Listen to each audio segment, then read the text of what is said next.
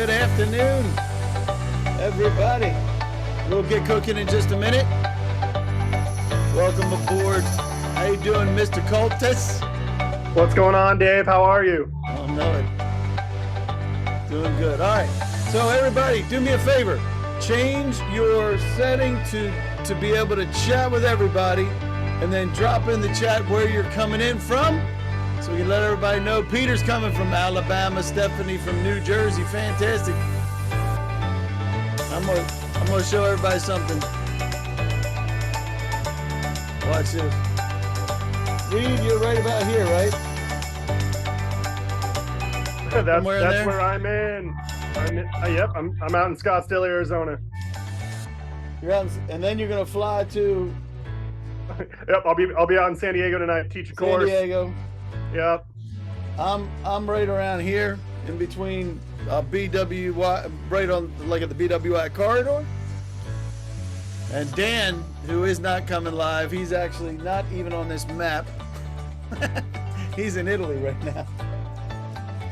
That's awesome. Well, welcome everybody. We'll get started in a few minutes. Do me a favor, change your chat to chat to everybody, not just the hosts and panelists, that everybody could do this together. And Nikita Van Kirk is here. She's telling me I have to turn down the music. I did it. Awesome. We'll get that out. We'll get started in just a minute. Good to see you, Nikita. All right, where are we coming in from? Rockville, Maryland. Rochelle, not too far from me. I'm in Woodstock, Maryland. William from New Mexico. All right, William. Philippines. I think that's the farthest place I've seen so far. I think you're right, man. I think the Philippines is the farthest. The question for William and anybody else from New Mexico is red or green? That's my favorite question to ask because I love New Mexican food. If you've never had it, it's not Tex-Mex and it's not Mexican. It is New Mexican food. All right, with Samantha from Reston, Kansas City. Carrie Swisher. Cindy from Valencia, California. That's not too far from you, right, Reed? No, just a hop and a skip near LA. Brittany from DC. Love it. Dayton, Ohio. Arlington, Virginia. Brazil, Indiana. Fake this out there, Doug. Tampa Bay, Fairfax, Mesa, Arizona. Not too far from where you are. Kimberly is. Carrie's from North Yorkshire, UK. There you go, Dan. I like the woods. Dan is where is that compared to where you usually are, Dan? Pretty close. We're in Sheffield, in South Yorkshire. So yeah, not far. Not far. Dave, we're gonna have to expand this map. We're gonna have to put a globe up here next time. I'll tell you what, we are. This is now international. No, but it really is, right? I mean, it really is. People doing business with the government in the U.S. are doing business all around the world with the U.S. now, and people do business with their own governments, and they have the same sort of problems. You're absolutely right, because the government creates all kind of problems. That's what I heard you say, Reed. I heard we try to create solutions. Exactly. We try. We do our best. The government always throws us curveballs. Thumbs up if you get a curveball every once in a while from the government. I'll put 2 thumbs up. I mean, these things are always changing. That's why we're having this conversation today. That's exactly right. And the government makes everything easy for us. I don't have enough thumbs. I'm with you, Caitlin. I love it. All right, let's see what is happening here. Can you still see my screen? I can see you, Dave. Okay. I was just making sure the screen was still there. Just weird. All right. Well, welcome aboard, folks. We will get cooking. Drop in there. Let us know where you're coming in from. I don't have enough time to read all this. So if you pop in and change your chat to everybody, you can. That's something that we don't need right now. Hold on one second. Let me change my share to stop sharing the sound so that everybody doesn't hear everything that's happening on my computer anymore. Woo, how do you like that? There we go. All right. So yeah, just let us know. You can chat to everyone. I'd love to have that for that. So welcome. We're doing contract flow down clauses. and dealing with managing the risks throughout the supply chain, because it doesn't matter whether you're a prime or a sub, does it, Reed? No, it doesn't. No, it doesn't. Does not at all. And I want to introduce you to Reed Coltis. He is in Arizona at the moment, but he's going to be heading back literally as soon as we shut this down. He's in a hotel room. We're going to shut this down. He's going to go to the airport and fly out. So we appreciate you joining us today, Reed. No, it's my pleasure, Dave. We always have a good time. We do. We do. He's the Director of Regulated Industries for Dacian. You can read all about that on the right-hand side. They handle SAP integration and consulting solutions. But you're also, this is new on this slide, is the Adjunct Professor for PLNU. What in the world are you doing getting all up in the echelons of being a professor? How's that work? No, it's good. I mean, half of what I'm doing these days is working with leadership on what they're trying to do to transform their organizations, how they're trying to tackle these challenges with compliance, seeing if that's something we need to build for them, if whether that's process, systems, or people development. So, you know, it was just a natural progression to go back to my alma mater and do a little bit of adjunct teaching once a week. So I have the pleasure of working with some of our youth, and I get to obviously cherry pick some of the best ones to help me go into the field and do these missions. So no, it's really cool. I get to talk about corporate social responsibility and how compliance makes an impact. And in San Diego, it's you know, where I'm at, there's a ton of aerospace and defense contractors. I saw a few San Diego people pop up in there. So you have to reach out to me, let me know where you're at, connect with me on LinkedIn or whatever, if there's a way I can help you. Whether that's professionally or locally in the education system, let me know. But any case, I'm enjoying it. It's a good way for me to give back and kind of get these students started right. I love it, man. And congratulations on that. I'm very interested in hearing how that goes for you. I know you do have a lot of experience in managing contracts and flow down, and you work on a lot of those things. And I appreciate you joining us today. A quick disclaimer, this event's not affiliated or endorsed by any federal agency. We can talk about whatever we want, Reed. We can do whatever we want. It's not legal advice, even though we will talk about some legal things. And attending this session does not guarantee a contract award, shocking for all the 208 people that are here right now, or resolution of issues. How about that? And any government folks, you can participate because it's not an endorsement or indication to purchase from any vendor that's here, including anybody that's on at all. And it is being recorded, and AI data collection is prohibited. You know why that is, Reed? Why is that, Dave? We're real freaking human beings here, and we don't want to be taken over.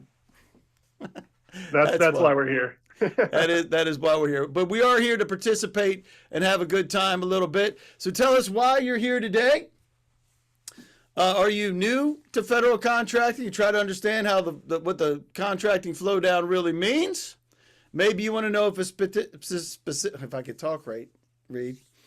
Specific contract clause applies to you. You have a contract issue with the government or a prime, or maybe your boss made you come. You can pick as many as you want out of this. Are you doing business with the government? And have you ever been to a GovBrief session before? Those are the kind of things we like to know. And we do love participation. You can pop it in the chat. There's a lot of people here.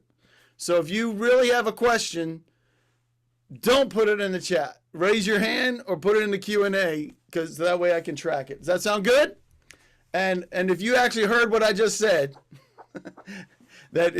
raise your hand or put it in the Q&A. Give me a thumbs up, because we love reactions. Good deal?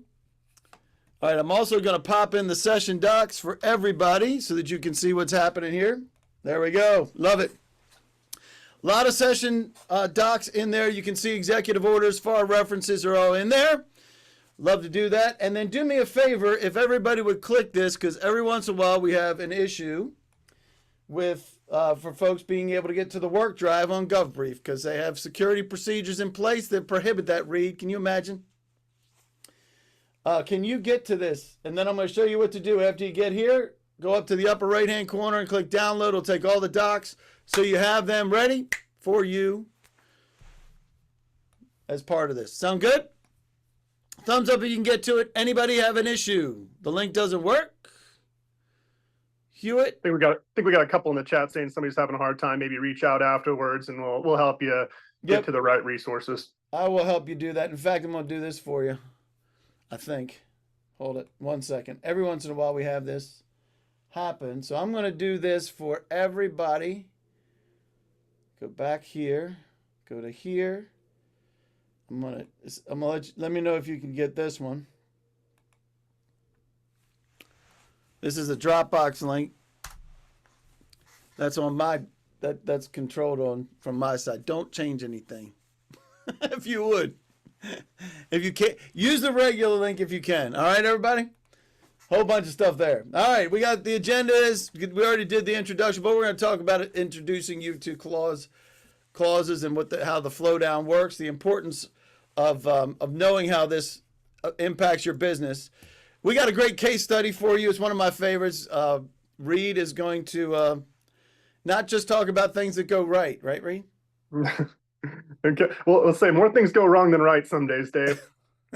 And how much better is it? Thumbs up if you would rather hear Reed's horror stories without having to do it yourself.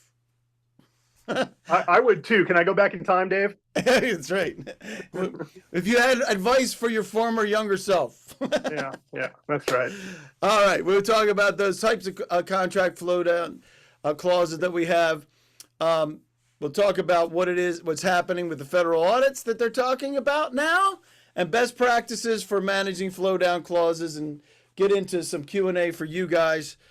We want to make this interactive as we can, so make sure use the Q&A or raise your hand, and we'd love to include you in the conversation. So tell us a little bit about Clause Manager. You are actually with Dacian, and there was a you went with the major company, but Clause Manager actually is Mike. Mike, do you want to pop open and talk about this? You want me to? Or Reed, how do you want to manage that?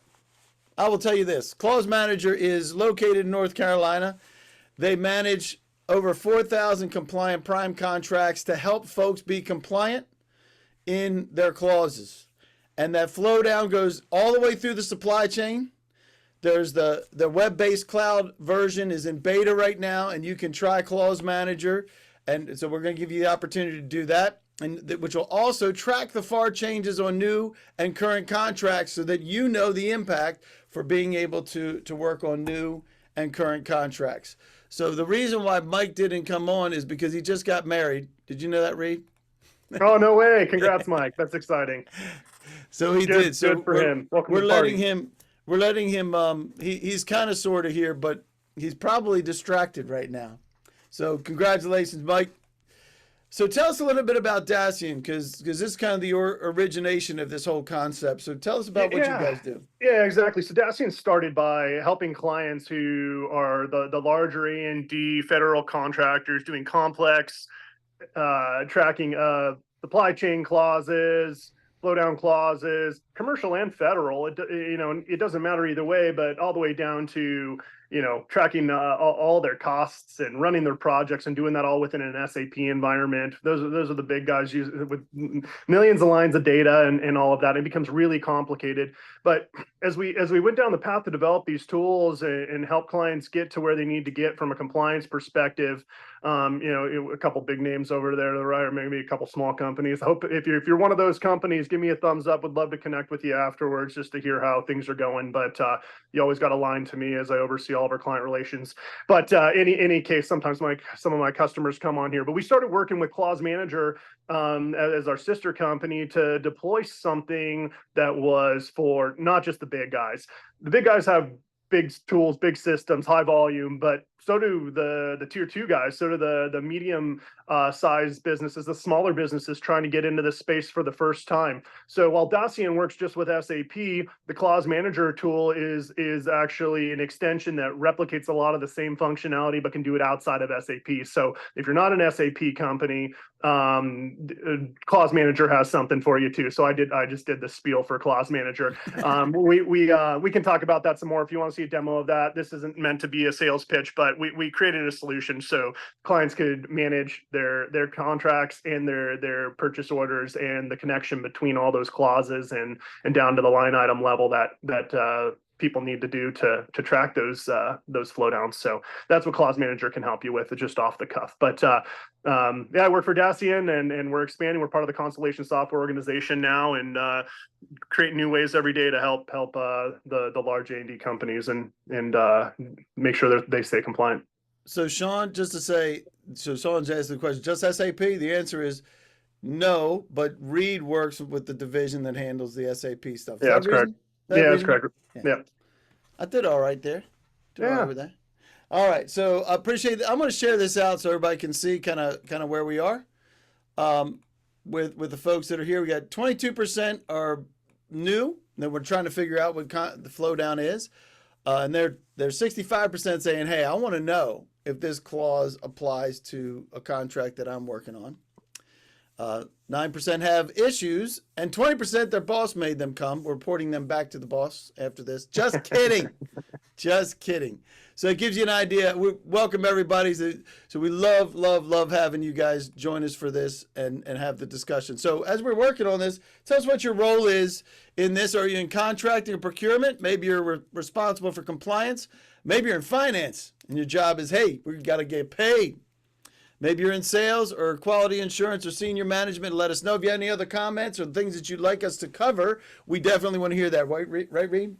Yeah, definitely. I saw in that previous poll, there's a lot of folks that are new to contracting, or they just want to find out, how does this stuff apply to me? And that really depends. We'll go into that a little bit, but this, like the disclaimer said, I'm not trying to give legal advice here. My goal for this is to give you an introduction to some of the implications that you might run into, help pave the landscape for you, and give you some business practical advice, or if you will, lessons learned on what I've seen, and point you to some resources that you might consider to make the determination if this is something that is going to impact your role. So we could spend a whole year talking about how each one of these things apply to your specific business, but we're going to keep it at the business application level today. Love it. And so let's start at the top. What is a flow down clause? What does it mean? Yeah, absolutely. If you kick to the next slide. So for those who are new to this business, we're going to, obviously there's a lot of changes going on right now, Dave. I mean, there's updates being made to the FAR. There are the existing contracts that people have and all the requirements on those. There's pressure to go more commercial. There's pressure to change the way that we price things. There's, reviews going on by DOGE, and that's still kind of lingering. And that was a really higher impact the last time we talked for a lot of people. But it's still happening. It is. Yeah. And it's different for small businesses and large businesses. So if you fall into a different category, I'm gonna try to catch everything for everybody today. But we only have so much time to get into it all. So if you're not familiar with flow down clauses, another way of saying that is the legal requirements that the government holds its suppliers to.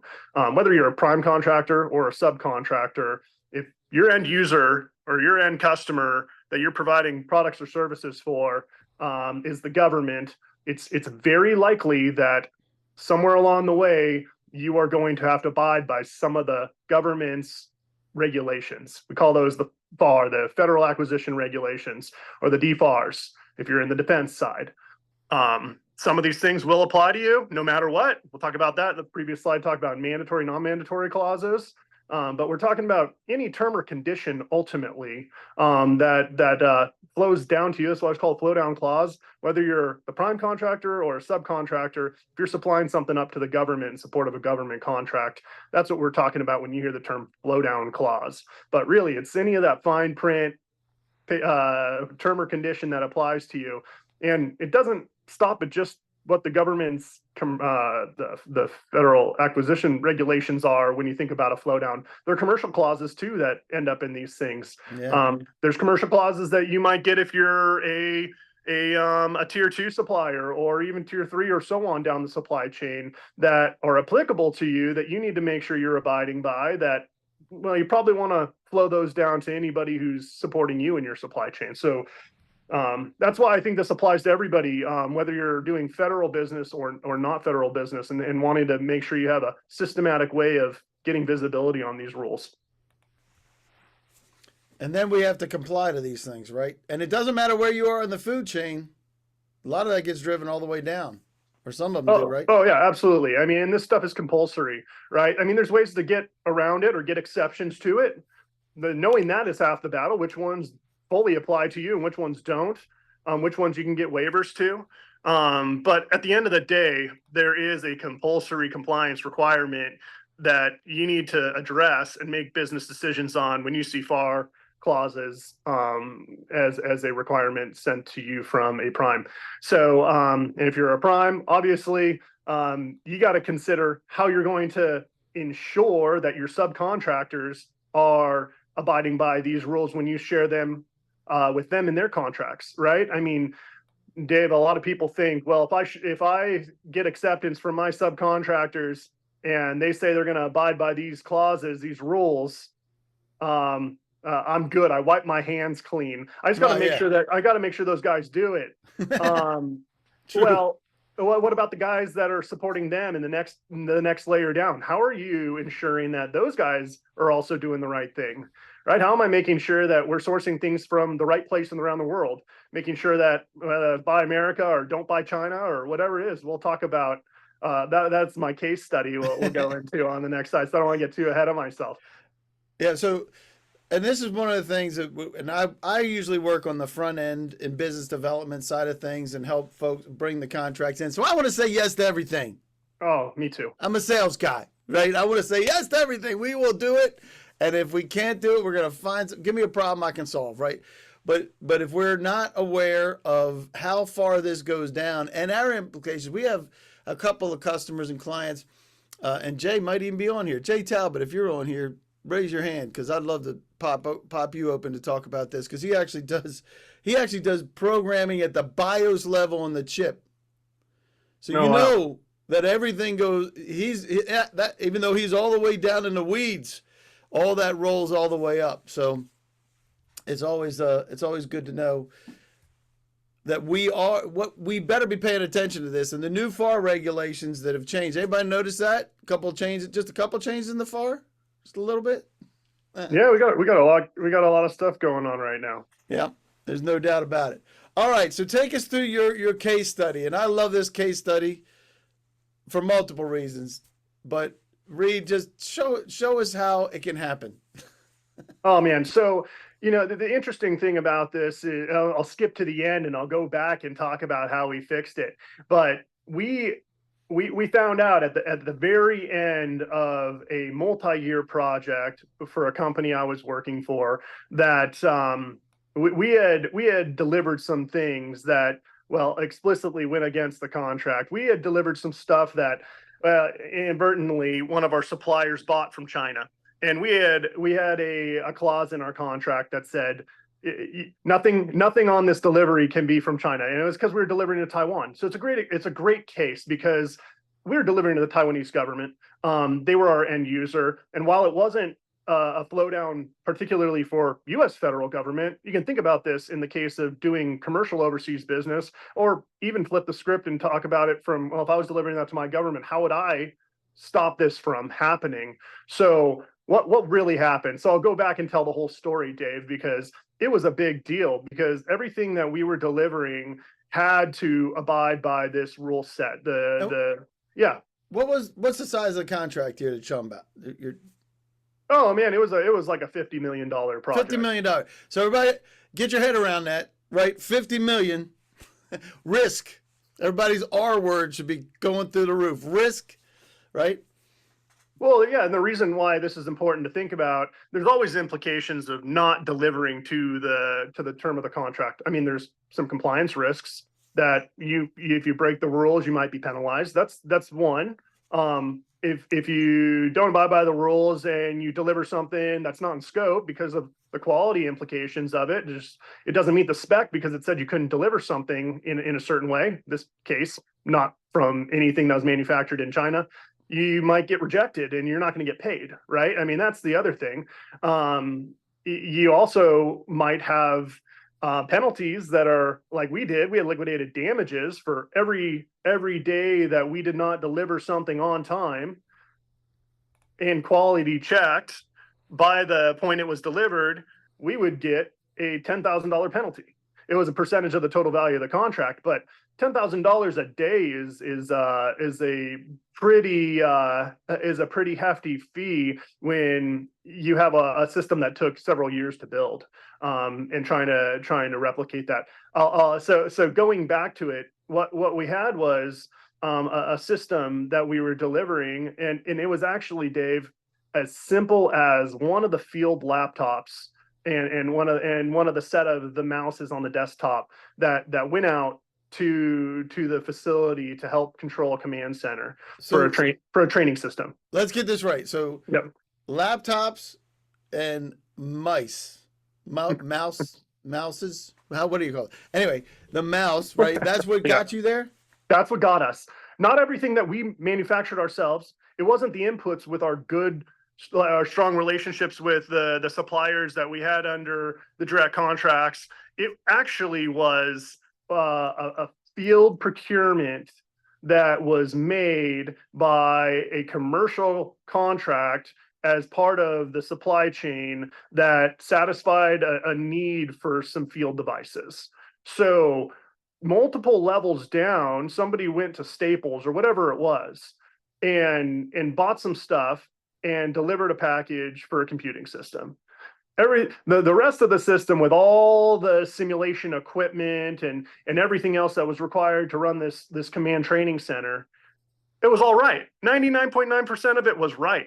But there was a big clause in the contract, big red letters, big bold letters that said nothing can be associated with China here. And then the same thing applies. It doesn't matter if it was you're delivering to Taiwan, but there's Buy America clauses, right? Within the U.S. federal government. I just like this story because it applies to anybody who's sitting on this call, whether it's a commercial case or a foreign overseas case. But if you're trying to track those things and you don't make sure that on every purchase order systematically that all your suppliers, and then require your suppliers to abide by the same rule sets, and you don't share it's Buy America or do not buy China or whatever it is that you have, and you don't also hold them to liquidated damages and delivery day delay clauses, you can't hold them accountable, and you're opening yourself up to systematic failure to get something that you really shouldn't have bought in the first place to deliver to the requirements of a contract. So the moral of the story was, for us, is we didn't have the right system in place. We didn't have the right quality checks and balances in place to verify that every make part that was either commercially bought or not was going to satisfy the right limitations of the contract, which in this case was don't deliver anything or buy anything that was manufactured in China, which is hard to do. It has cost impacts, but we should have known that, and that should have been part of our bid. So this goes all the way back to the very front end of this, right, Dave? Somebody who's creating a proposal to apply for a contract and try to win work.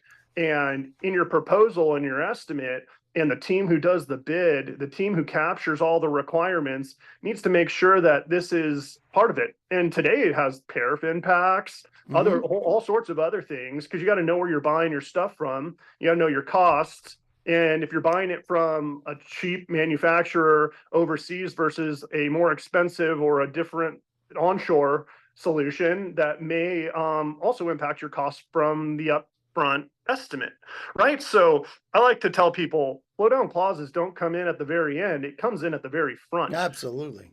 Before you even accept a contract, and before you even decide what is a flow down requirement that you need to ensure that your suppliers are taking into account. So we were pretty lucky on this one, Dave. I'll tell the final outcome, but it was simple enough. I mean, it caused some steam and some heat in the field because people were a little offended. They were like, "How could you actually deliver this to us?" The first thing they saw was a laptop that they unpacked that said "Made in China," and it was the first thing they touched, which is unfortunate because that's the first thing the user put its hands on, and so it was a whole ordeal. And we did see some penalties, and ultimately we got through it because I threw an engineer on the next flight out, and he went to the right place and bought some stuff and swapped it out before the 10 other laptops were discovered, but we were able to resolve it, and it was a nominal impact. But you don't always get that lucky, because it could have been as simple as a chip that was embedded in your system, and that's like a whole return and repair scenario where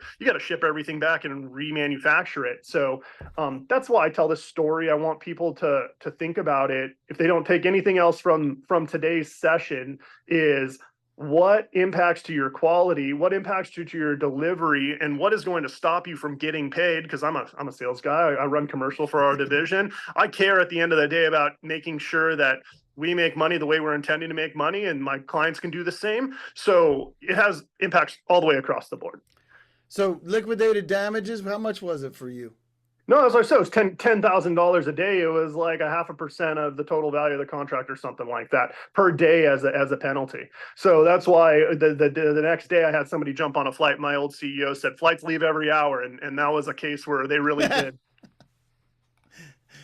So, and we want to avoid this. That's why I love Reed's willing to just say, hey, look, learn from my mistakes. I love that as well. All right. So question, how do you manage your clauses now and the clause flow down? So you got to be able to know not just the next tier down. That's the ones you have communication with regularly, right?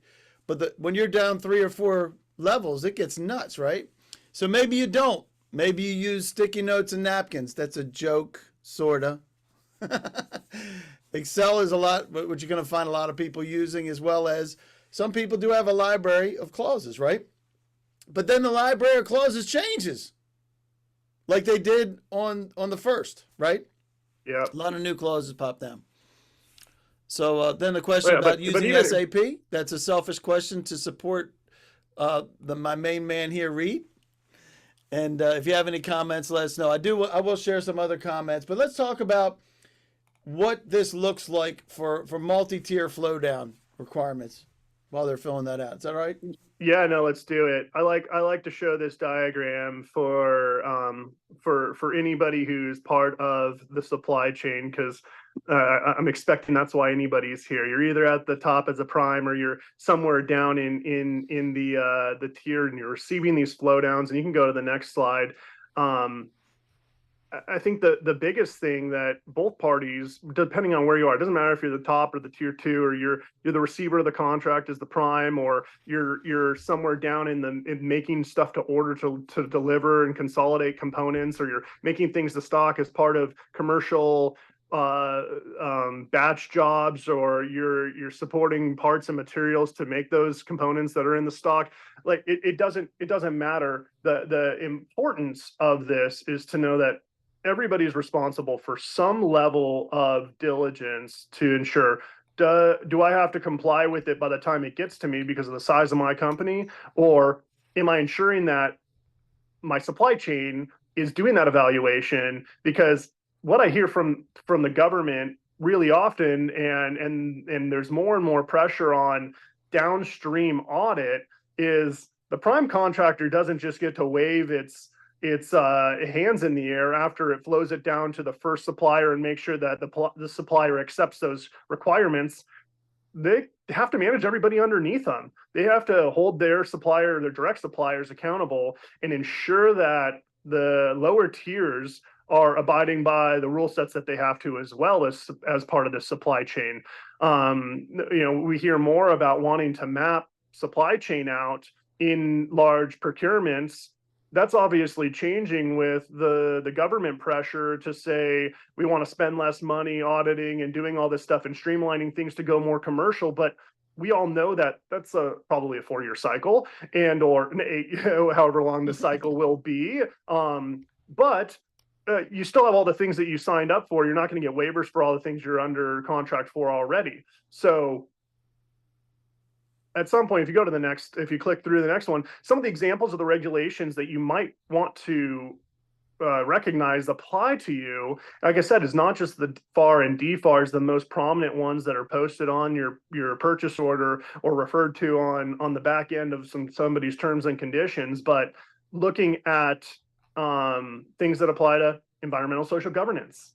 Like, don't exploit the children in the Andes, or go buy rare minerals from somebody who's not fair sourcing stuff. If you're a commercial business, I don't care if you're Starbucks and you're supplying stuff to the government for their offices. Or even if you're not and you're selling stuff and you're saying I'm Starbucks and I care about my impact to the environment and the overall society, and we're saying we're going to fair source things. If I'm not making sure that the person I'm buying beans from and the person I'm grabbing the beans off the field who's doing the work is doing it in the way that I say I am, I'm probably up for some flack or some repercussions on the back end, even from my shareholders. Yep.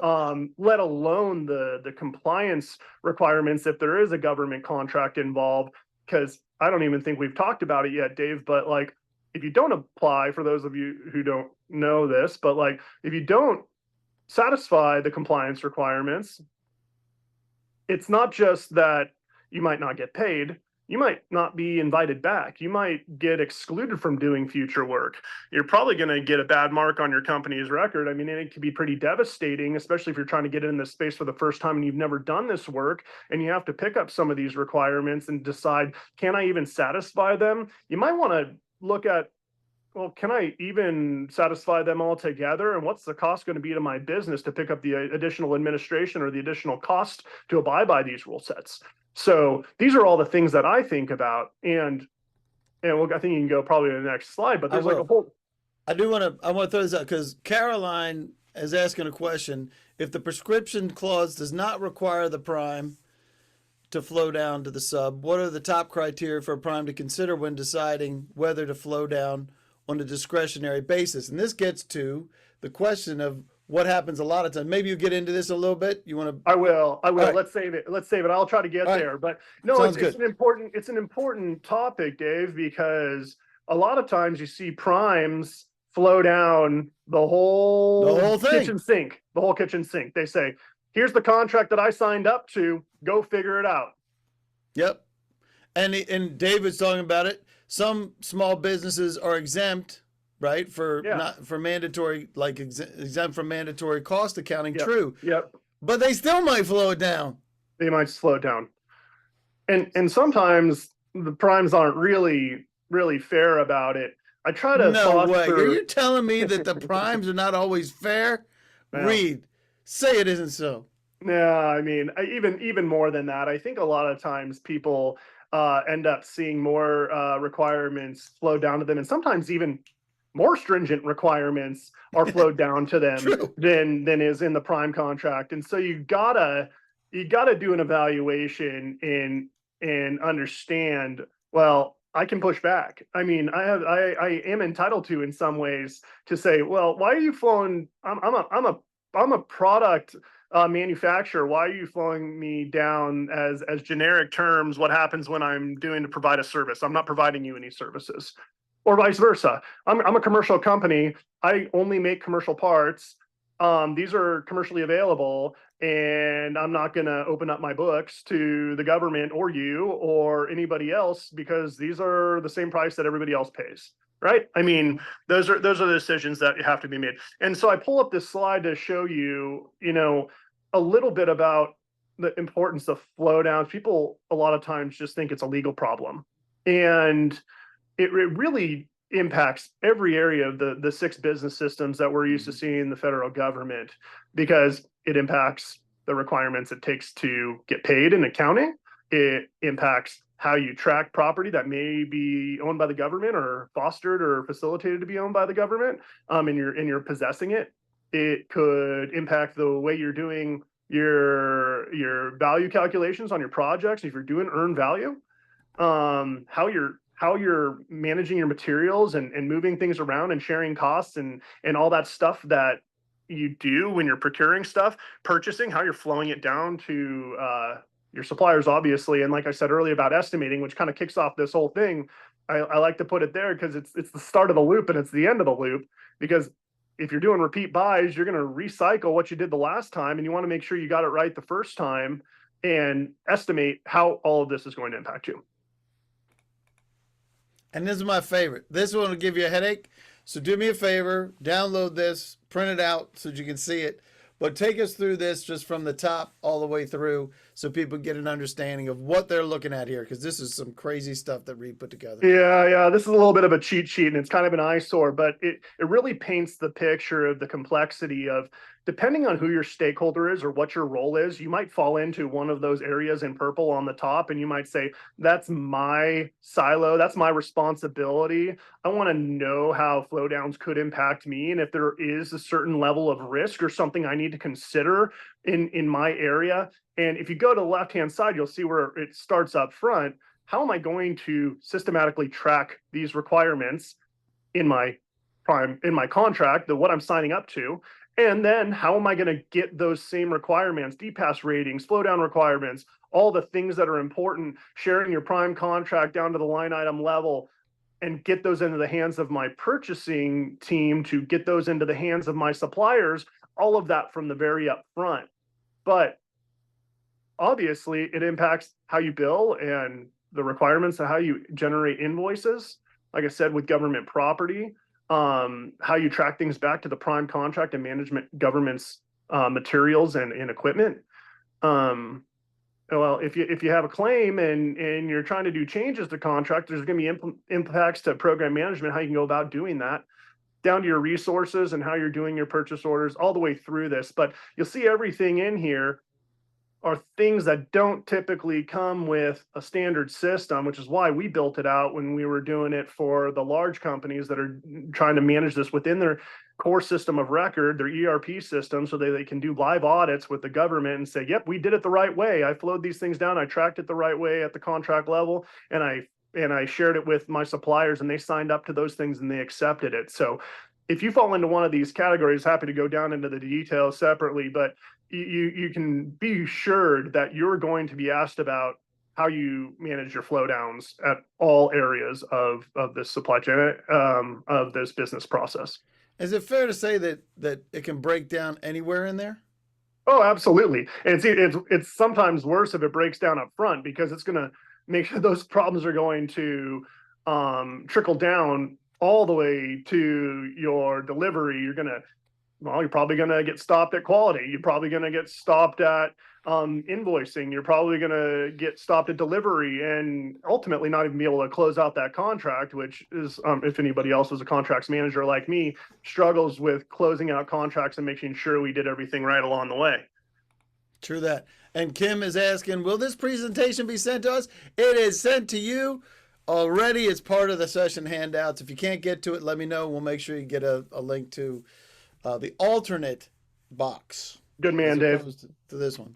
But yeah, this is one of my favorite sites. It gave me a headache the first time I saw it, and Reed showed it to me. I was like, man, you better be giving away aspirin at the end of this thing. So there you go. So let's talk about some of the risks. I say we push off the risk to everybody else. What do you think? Oh, it sounds easy, right, Dave? Yeah, that's what I say. Yeah, I mean, we're a prime. We're just managing the contract. We're just going to make sure all of our suppliers say they're going to do the right thing, and then it's no longer our responsibility. That's right. That we just outsource the risk, because that's what you do. We're going to flow down everything in the kitchen sink. That's right. Go ahead. No, I mean, this is one of the things that happens a lot of times, and I'm not going to put blame fully on the prime, and everybody's got their processes to make sure they have everything accounted for. But there's a certain level of diligence and decision making that needs to happen within an organization prior to just copying and pasting all the contract clauses that are on your prime contract and saying these might apply to you, accept them all. Well, you do that, and you're going to probably cover yourself and make sure that, well, they're going to sign up to them or not, or they're going to ask for exceptions or not. But you're really slowing down the process by doing that. So I urge primes to take some time to put some systems in place that can automate or replicate recurring buys, or make time to do the decision making with the legal teams, the quality teams, the program management teams, everything from the proposal level, or even right when you're accepting your contract, to put some effort into what is actually flowed down to the suppliers. I'm not going to say everybody's bad about doing this. Sometimes tier twos do it to each other and all of that. But if you take the time to do it up front, you're going to spend a lot less time negotiating these contracts, and you're going to make sure people are really signing up for and understand what they're signing up for. And there's a little bit of an education, and sometimes there's a ramp up. But if you do that, you're going to set yourself up for more success, and you're going to get the real feedback from your supply chain saying, yes, we can abide by these, and my suppliers can abide by these too. And when you go to audit them, they're going to be ready for that.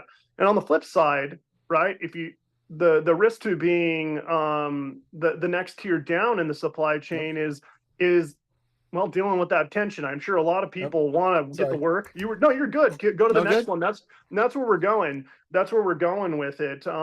Is that tension between the different tiers of supply chain. So being able to recognize that you can take a step back and look at it and say, these don't apply to me. This is it might be on your prime contract because it applies to you, but it doesn't apply to me. That's a healthy conversation to have. It doesn't make you a bad guy, but it has to be justified and warranted as well. So bottom line is, read what you're accepting, do an evaluation and assessment of which ones are going to apply to you, and don't be afraid to ask the question or challenge what is appropriate, what is not. And Robert's saying the FAR DFAR is overwhelming for small companies. I understand the need for compliance, but it should be simplified. Hey, it sounds like you might just want to try a tool.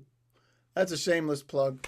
It is a shameless plug. I mean, we are creating tools to help people track these things, and with the invention of AI and other machine learning and models to try to automate the ability for people to track changes and for people to try to stay on top of new clauses or revisions to clauses that come out, knowing which one of them have compulsory immediate impact to their contract or which ones don't apply because they accepted them previously and you're under an old version and you're grandfathered into that.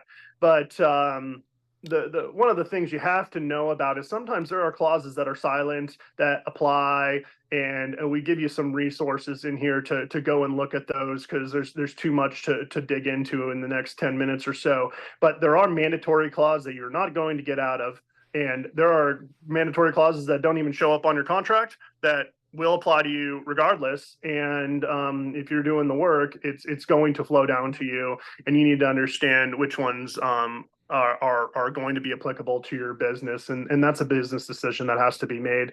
The non-mandatory clauses could be the ones that are negotiable that you could challenge and may or may not apply to your business. So knowing the difference between the two are hard. And yeah, totally, Dave, I get the challenge with that.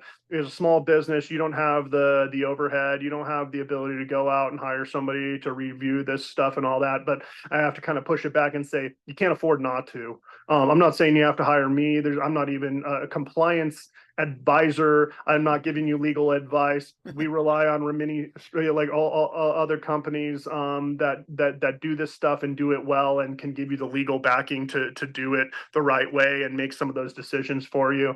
Highly recommend you do that if you've never done that sort of evaluation, or if you're looking at a contract for the first time and you've never done government work, to consider doing that, because you can't afford the mistake. It will put you out of business. So if you like I said, there could be penalties, there could be inability to do future work, and it's just a reputation thing. Like, nobody wants to be known as the company who couldn't meet government requirements and broke the law, because that's what they are. They are law. That's a fact. So let's talk about some of the best practices. We do have a couple of questions that we'll get to, I promise. Yep.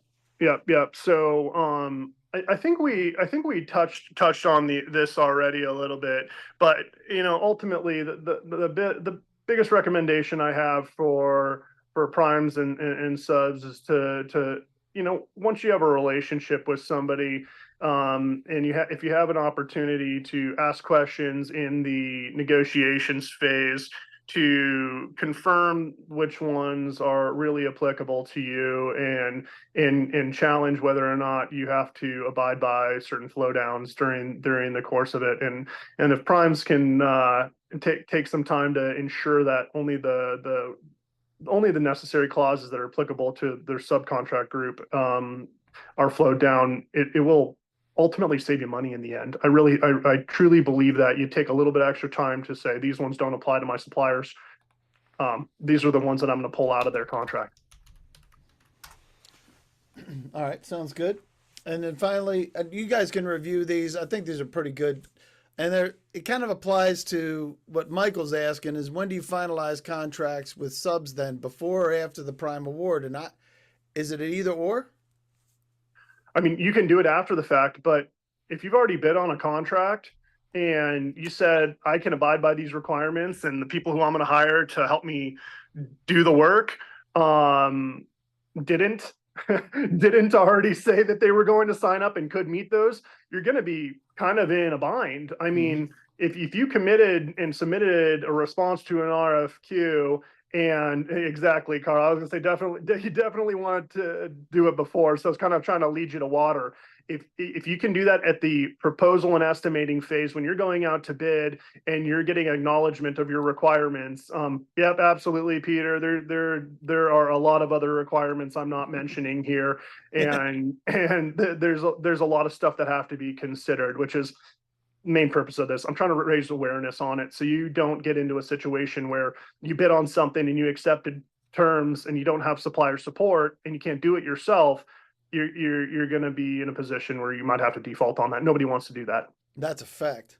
And one of the things that we're finding for flow down clauses and the impact of CPARS, right? For those of you who don't have contracts that reach CPARS level, most of us want those, right?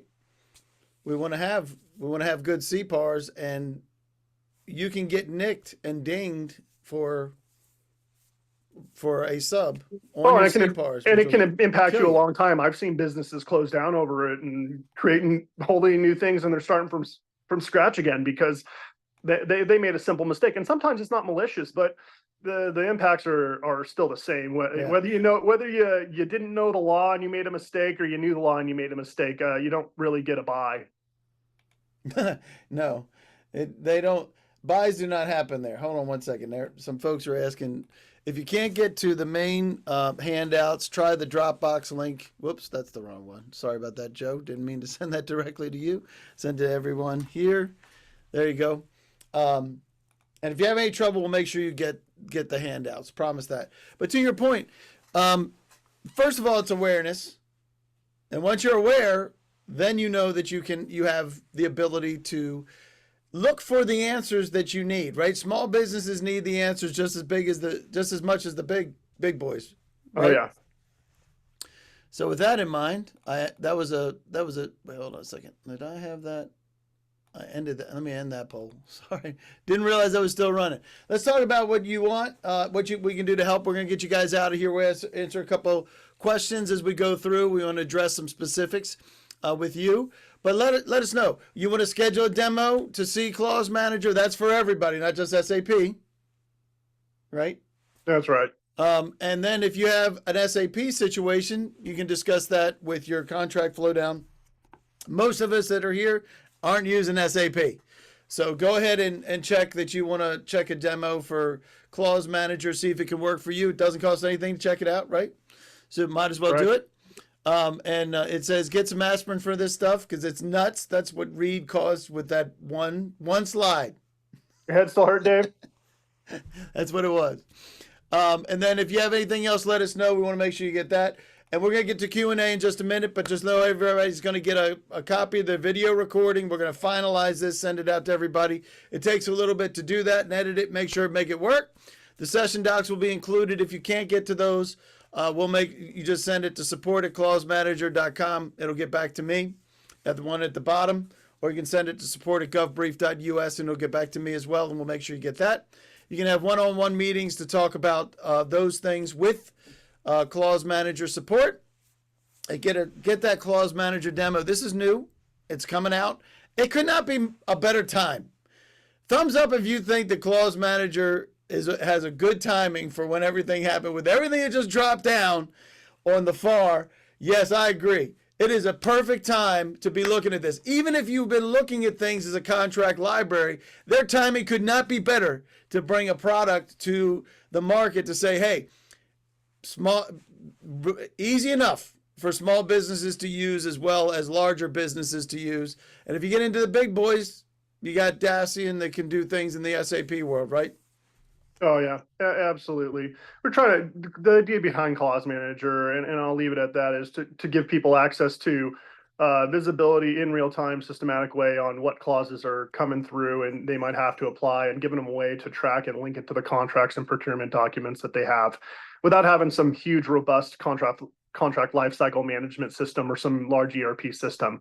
And most of those don't come with what you need for this anyway. So being able to scan a contract and populate it and turn it into a purchase order is something that's really cool. And there's a lot of functionality we're dropping around that. But if you go to the rest, we only have about 5 more minutes left, Dave. And I think we'll probably have to respond to some of the Q&A outside, but I want to take a minute to give people some guide around these resources if you're not familiar with them. So I don't know if it's worth clicking on, Dave, you want to check the link, but these are some really good tools to be able to share with your team to get access to the data in a mass amount of information, which is largely where we're sourcing a lot of this stuff directly from the government. So that's the acquisitions part. If you need to search for and find certain CFR requirements and everything that follows up underneath it, this is a great tool as well, because it really helps you get to the data quickly. I think we have a couple of other ones in here. Oh yeah, so these are a couple things that are largely endorsed by the government or government advising entities or institutes. And this is a really cool way to look for, by your area, the kind of information in doing acquisitions and some resources that help you, well, generally do your job, and some of the considerations you might want to take if it applies to you more specifically. The good thing is, Reed, the government shut down, so flow down doesn't matter. Oh, that's great, Dave. We can all take a day off. I'm just glad these websites are still up, because they are really good tools. They're being maintained. They allow you to sort through the different types of clauses and export the data in a way that is really helpful, and it's a yeah. And then this is a really good tool book if you're just getting into this for the first time. And I love NDIA. This is not a plug for them or by any means, but I do participate in some stuff with NDIA. But they pretty much have an organization for everybody who's doing any sort of defense work within the industry, and the government participates as well as industry. And this is a great a book, the FAR book that they put out, and it's a good publication to get your hands on or have on your coffee table when you have guests and they want to hear about all the government regulations. You do that right at a dinner party, Dave? What's that? Talk about FAR, pull out your book. Yeah, I put people in a coma every day. Oh my gosh, this stuff can be crazy, right? So and first of all, Reed's going to be 5 minutes from now. He's shutting this down, bolting out of here. So we got a couple minutes for a couple of quick comments if you'd like to engage. Reed, let me know, raise your hand. We could do that.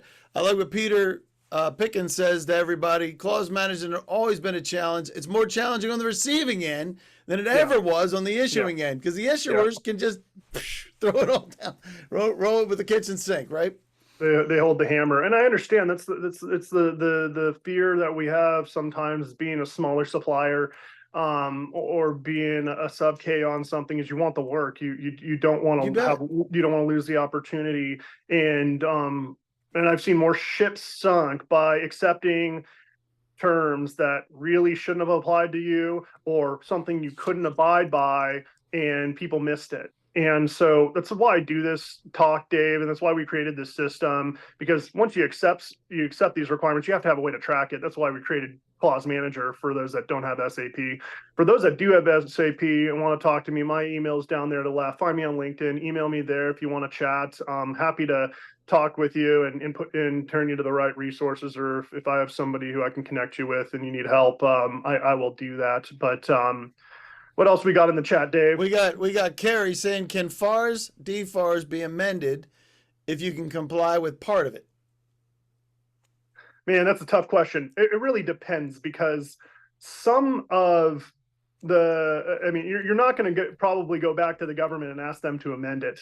But you might be able to make a case that it's not applicable to you, even if you accepted it. But there's just some flexibility that does not exist, and it really depends on the clause. So I'd have to take a closer look at what you're looking at.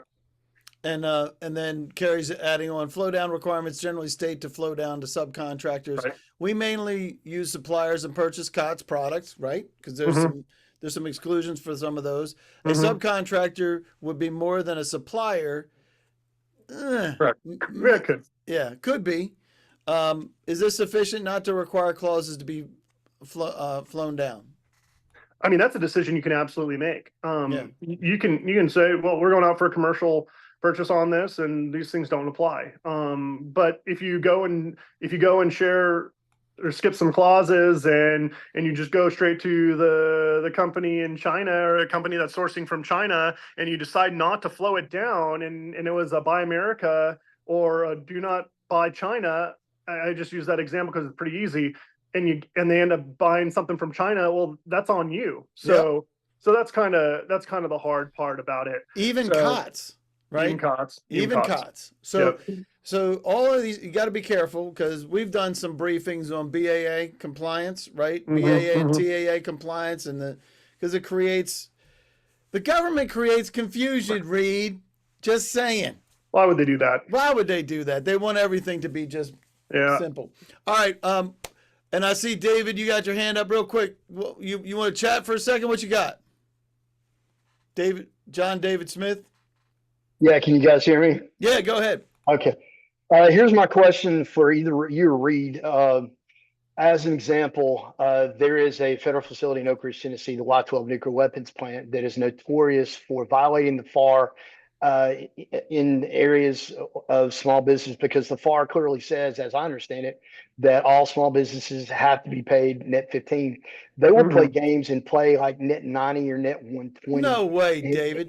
And they have absolutely flat screwed over many of my other colleagues that are business owners. So my question is that an issue that you take to the SBA to fight, or how do you fight things that where the primes are blatantly disregarding the FAR?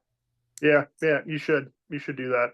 I mean, you should put them on notice that they can't do that first. I would start there, but you should probably escalate it. I mean, even if you didn't escalate it, and I don't know nobody wants to go to, some of these things are just not worth chasing for the money, and you don't want to go to legal anyways, but you have a legal claim there probably if you put net 15 on your clauses and you submitted it and it was net 15, and I've seen that happen before, and I think some of these organizations just try to get around it. So you probably have the right to hold them accountable to it, but certainly something you could escalate. And I'm sorry, Dave, I think we're out of time. And I will say one more thing. Tina says, is there a reason not to include all FAR clauses in the attachment to the subs? Then we'll get you out of here. No, I mean, that you can again, but then you're going to open yourself up to people who are going to decline work because they say it doesn't work for them. And if you're making it mandatory and they have to accept it, they're going to say, well, these don't apply. And then you're in this back and forth thing again. The more you can do to slow down only what's appropriate would speed things up. So there's a give and take there, because sometimes it doesn't take that long to sort through this stuff. But hey, listen, I really you gotta get out of here. Get on a plane, get out of here. Great job, Reed. Always fun, Dave. Always fun. I enjoy Love it. And I'm gonna stick around for just a minute. You get out of here. Great, awesome job. Give Reed the props for being able to bring this. Really appreciate it. And if you need his help, his information's right there. I'm going to stick for just a minute because there's a couple here that I think I might be able to help with, and we'll get you out of here. Good stuff, Reed. That's great. All right. Hey, everybody, take care. Don't hesitate to reach out. Bye now. Bye, Dave. Take care. Appreciate it. Thanks. All right. So Robert's asking, can you explain how businesses evolved from a DFAR standpoint? Where did you start and where are you now? There's a lot of different ways to be able to approach that. I'm not going to talk about my standpoint, but what I would say is schedule some time, do a do a review with the folks at Clause Manager, and they'll be able to bring in great examples of how to do that. Sound good, Robert? And then regarding tools, use specifically, absolutely, very good. Christy, the FAR defines a subcontractor to include suppliers of purchase orders. So if a clause is a mandatory flow down or applicable to a COTS purchase, what exemptions does it being COTS give us? Great question, Christy. I'm going to have Reed. I'm going to ask that question, and we'll make sure we get that to get an answer for you. If a clause is mandatory, that makes it mandatory. That's what I know from my limited experience. All right, so Jessica, yes, this was my problem. We originally had this scheduled for 2 p.m., so sorry that you just popped in here. We had to switch it to 1 p.m. to get Reed on a plane. So it was recorded. Everybody will get a copy of the recording. The recap will go out. It might not be until we'll get 2 recaps out. One will be just this raw recording, and one will be the finalized recording after we get it all worked up. So you all will get that. And if you have not requested a demo with Clause Manager, please do that. They did this to bring this information to you to help bring you up to speed. Support them just by taking a look at their software. It'd be great. And if there's anything else that you guys need, please reach out. We will make sure you get it. You are welcome, Brent and Jessica. You are welcome.